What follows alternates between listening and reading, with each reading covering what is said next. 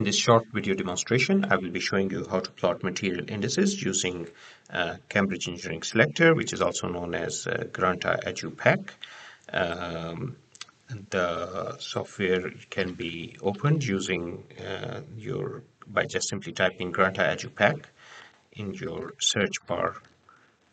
So once you click on the software name, the main screen will open and it will give you the option to select the database needed for this analysis. For the purpose of this demonstration, I will be using a level 3 aerospace database because it enables all the features that the software has to offer. But you can use similar procedure, or at least part of the procedure that I'll be showing you in other databases too. So if you click on the level 3 aerospace database, then you're given this interface. Now, to create any material property chart, you will need to go into the chart select tool. When you go into the chart select tool, then it gives you the option to choose a particular subset of the materials, or you can use all the materials that are available in the database. In total, for level 3 aerospace database, there are 4,333 material that are available.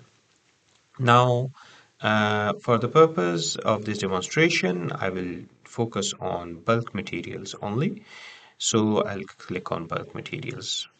Then I will click on the chart index tool here to bring up my window that allows me to set my quantities on the y-axis and the x-axis.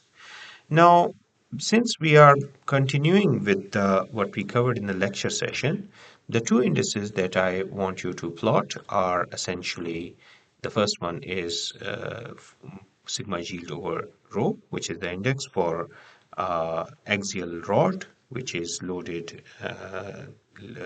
which is transmitting an axial load. And we want this rod to have minimum mass, so that's the objective, right? So index for material selection with minimum mass as the objective, primary function being to transmit an axial load without yielding, and area being free variable. So this, we did the derivation already in the class for this, and the material index turned out to be sigma yield over rho. The second material index, for which we also just did the derivation, was for a beam. So it was basically for a beam, and the material index, again, we have the same objective of minimizing mass, which is being reflected by the presence of this density over here. The primary function is to transmit a bending load without yielding, which is being represented by sigma yield over here. And after the derivation for this beam, and we estimate with the thickness as the free variable, we were able to get this particular index sigma yield over rho raised to power 2 by 3. So just to put things in context, the first index that we are showing is for a tensile tie, meaning a component like this, which is transmitting axial load. Whereas the second index is for a component which is acting like a beam, for example, the undercarriage in this case. So these are the two material indices that we are looking at in this example. So let's now see how to plot this. So when you're going to plot this, there are several ways of doing it in CDS.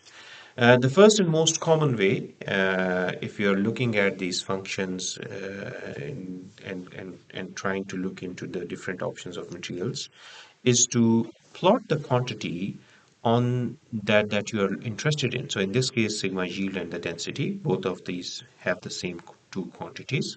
So one of the quantities can be plotted on the y-axis and the other quantity is plotted on the x-axis. So in this case, I will plot my sigma yield on the y-axis and density on the other axis, on my x-axis. So on the y-axis, I will go and select mechanical property and I will select yield strength as the required property.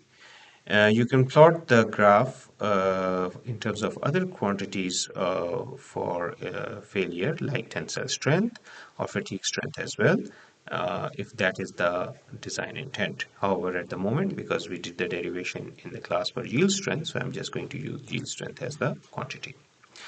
I'll keep with the default value of scale being logarithmic in this case. And I'm going to stick with the default value of the system of units, which is the yield strength in pascals. If for whatever reason you have a different set of units, I will show you later how to change the units. So then in the x-axis, we click on the x-axis to move to the x-axis, and the quantity on the x-axis is essentially density. Okay. At this stage, if you do not select any quantity on the x-axis and by mistake, let's say, click OK, you'll end up with a plot that only shows you yields materials available in the database sorted by yield strength. So this is also sometimes useful to do, but right now we want to create a plot that shows a relationship between the yield strength and the density, because that's our material index is between these two quantities. So in this case, I will now click here. Double clicking on the x-axis will open the x-axis of the chart again for me to edit. So that's another way you can edit it. So I'll show you again. So I just simply double clicked on this to edit the chart. There is another way of doing it as well, and you can just simply go and click on this chart setting option, and then it will open the stage setting option, and then you can click on x-axis to change the x-axis quantity. Then in the x-axis, I will go into the physical properties, and then within the physical property, we have the density. So the density standard units kilogram per meter cube right now because we are using SI system. Again, we'll keep with the logarithmic scale for now, and I'll click on OK. So now we have got yield strength on our y-axis and the density is on the x-axis. So right now the units are correct, but like I said, for whatever reason, if your default system of units is different, you can click on the settings icon, go to the units, and then choose your preferred set of units. Make sure once you set this set of units, so for example, if I move into millimeter, gram, meter, second, it will basically switch my units to megapascal for the strength, but then it will also change for the density. So keep this in mind that the system of unit will change consistently across all the properties. So I will now revert back to SI system and I will click apply. So I'm now back in my standard set of units. Okay, now let's see how we are going to plot the index line.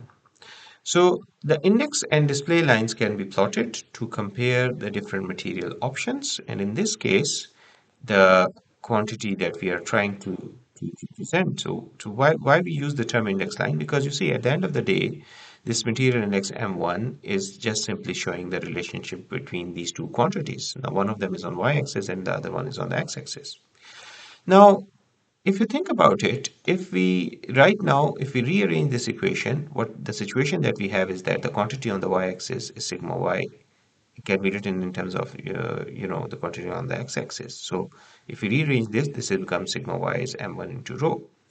However, keep this in mind that our plot is a log-log plot, so I have to take the log of the both quantities of the both axes.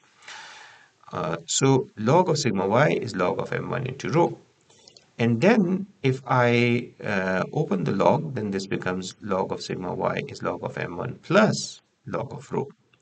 And here I put 1 in the bracket to indicate that if this is my quantity on the axis, which is log of sigma y, and this is my quantity on the axis, so this is x. If I compare it with the standard form of the equation of a line, then this becomes y is equal to c plus mx, where c is your intercept, m is the slope of this line between x and y quantity, between the y and the x quantity, and therefore, if we now go into our index tool and we click on this, the first thing that it is asking us is to input the slope of this line.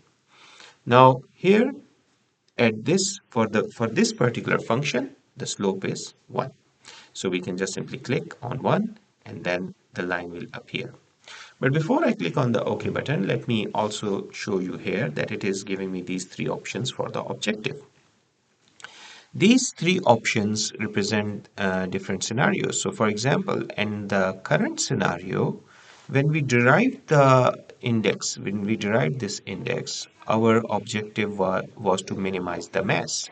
And for minimizing the mass, we said that we need to basically maximize this index, right? So to choose the material with the largest value. So this depends on how we have plotted it.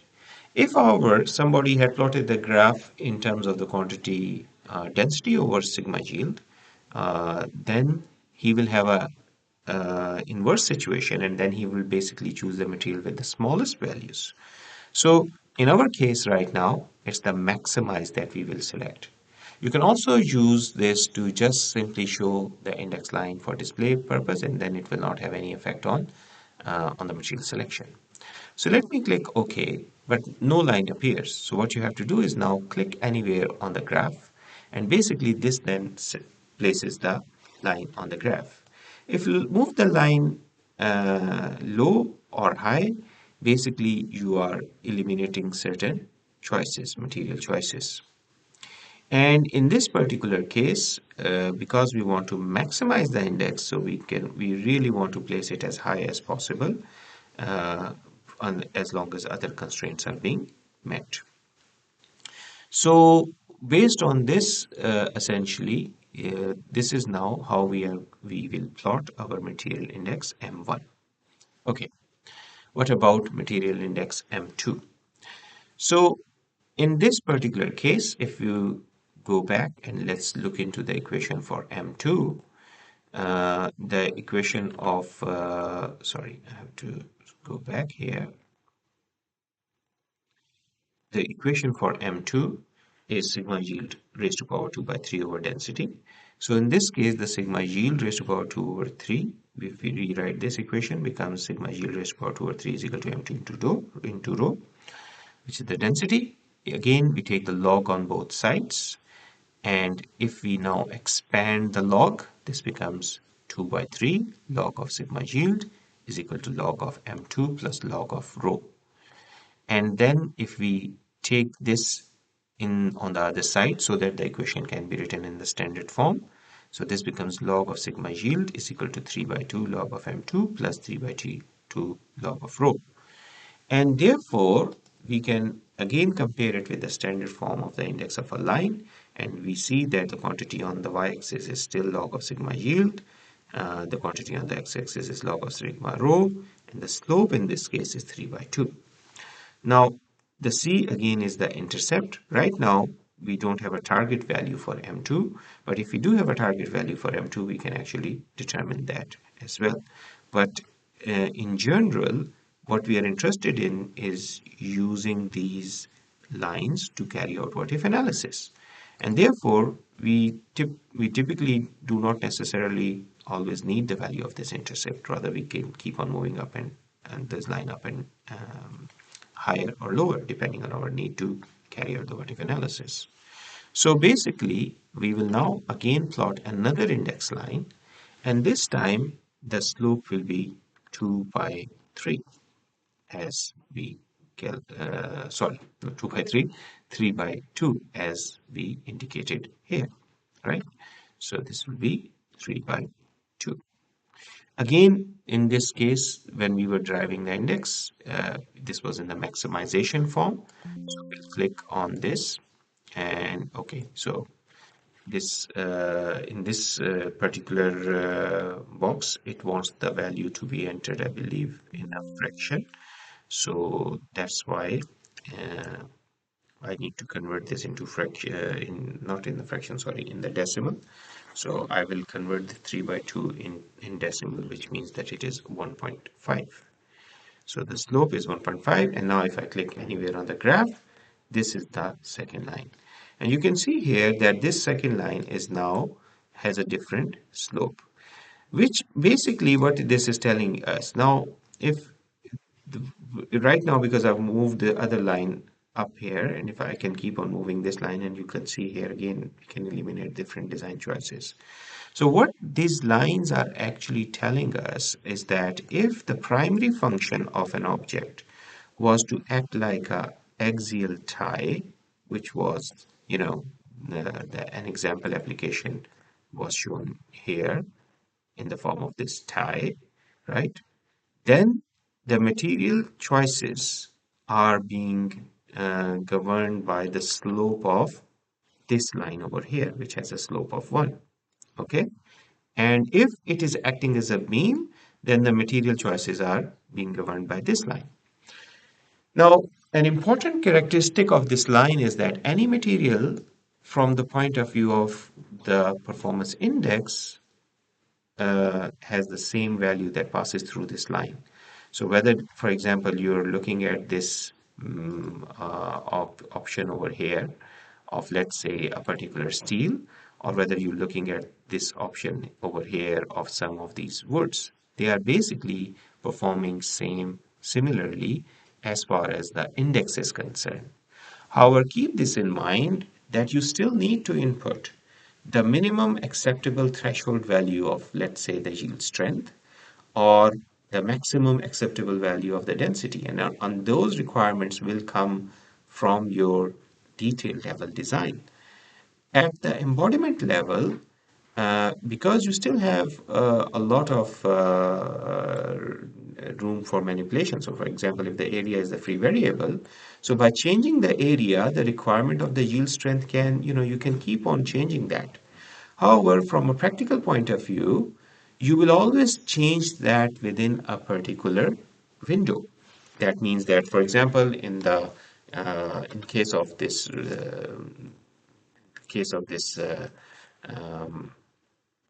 sorry, not this one, but in the case of this aircraft that I have example I was that showing, the cable that we are referring to will, of course, have a upper limit on how much area you can actually practically have there.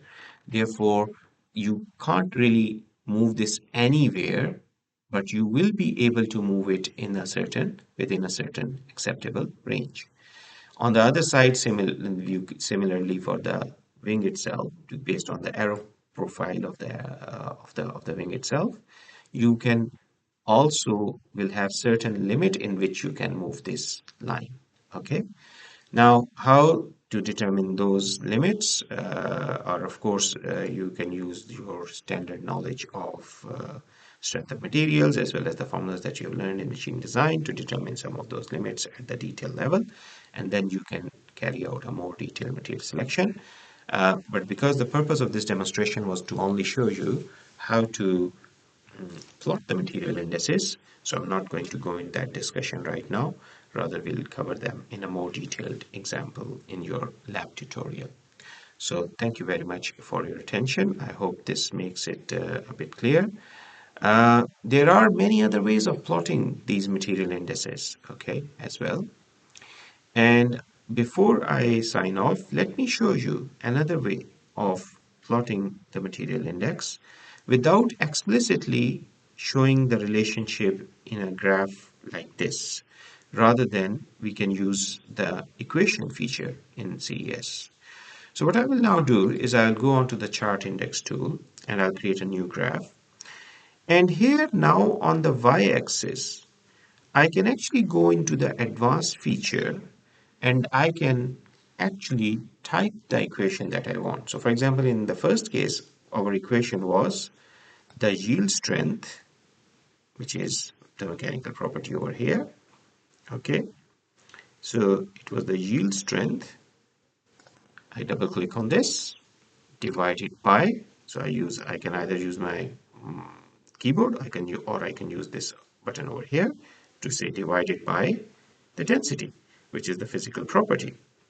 So this is now the other quantity. So now our actual equation can be plotted on the y-axis. And if I keep it on the default scale, you can now basically all of those materials which were showing over here as the required options are now being shown over here ordered in terms of the value of that quantity sigma yield over density.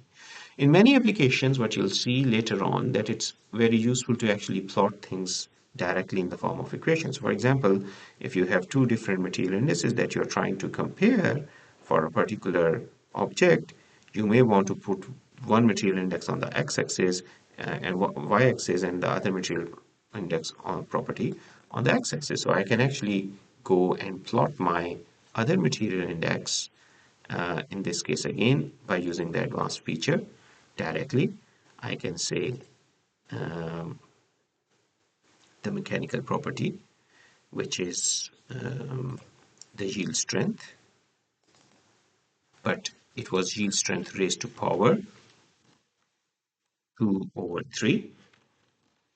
And this whole quantity, make sure you put this in bracket, divided by the density. And now I can actually plot this on my x-axis. So this is now my final material selection based on those two graphs right now. But of course, right now I'm not explaining to you how we are, with a real example in real numbers, but I'm right now showing you how you can plot these two different material indices on two different axes of the graph directly by using the advanced feature. You can actually, in many cases, if you are using a level 3 database, there is actually a tool called as Performance Index Finder, which can help you decide the performance index or the material index that you are actually going to plot. So I will also quickly show you that feature. So let's say if I plot another chart, and let's say I do not know the performance index or the material index that I need. I can go into the performance index finder. I can actually then select from one of these cases, okay, for a particular performance index. Now, in our case, the first performance index, if you recall that, what was that? So that was an axial tie, right? And if you think about it, that axial tie, when we did the derivation in the class, was basically this kind of a rod with the area being free variable. So in my performance index finder, if I scroll up, so this is a tie intention. That's what I'm trying to do, isn't it? For my first material index. And here I have now the choice of deciding what is going to be my free variable, what is going to be my fixed variable, what is the constraint. So in this case, the constraint was on strength, and we were trying to optimize it for mass. So you've got the performance index as density over sigma yield. Keep this in mind that by default, the software gives the performance index in a minimization format, which is basically same as what we've achieved in the derivation over here during the lecture. So this was the quantity. And then later because we wanted to have it in the maximized format, we reversed it. But if you if you're looking at it, then you basically know that this is the performance index. And if you just click OK at this stage, it will actually plot that performance index on the y-axis for you. So now you see you've got the performance index in the y-axis here, and it's showing you what that is. In a similar manner, you can change the quantity on the x-axis, and you can basically use again the performance index finder, and now it's basically a beam. So it's this option over here. So it's a beam in bending. The section area is again free. The constraint is again on strength, and the optimization is again for mass. And basically, you can now plot this as well on your x-axis. If you compare the graph that we plotted ourselves using the advanced feature and the one that we use by Performance Index Finder, you can see it's the same material options, but now they are being shown over here because this is now in minimization format, whereas the first one was in maximization format. If you want, you can also use this material index and then go back to this single or advanced feature. And then if you click on this advanced feature, you can actually see the actual equation it is using. And you can modify this equation as well. So sometimes it will be useful to get the index first and then modify it over here directly. So these and other things will be explored in later examples during the lab session. So I hope this video gave you a quick overview of how to plot complex material indices using the Granta software, and we'll and hopefully I'll see you with more examples. Bye.